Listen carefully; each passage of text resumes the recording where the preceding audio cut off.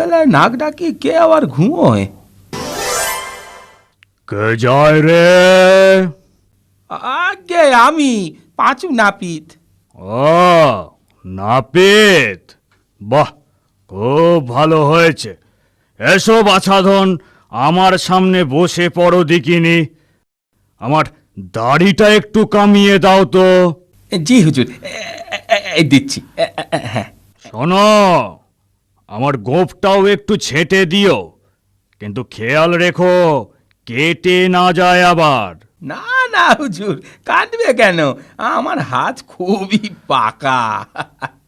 ঠিক আছে, কিন্তু জেনে রাখো, আগের বার এক নাপিত আমার গোঁফটা কেটে দিয়েছিল, আর তার বদলে আমি তার মুন্ডুটাই কেটে দিয়েছিলাম।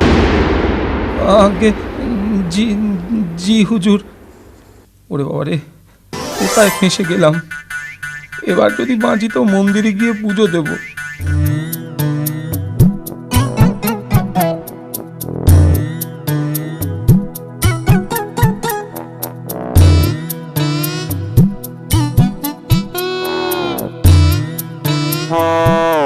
এই যা, গোঁফে রাতখানা গেল তো কেটে। এভাবে কেউ তরবর করে ঘুম থেকে ওঠে? এ কি হলো রে? আমার গোঁফ গেল? তবে রে বেটা বেল্লিক, আজ এই বল্লমের এক খোঁচায় তোর নাক কেটে আমি ফাটকে ফুটবো।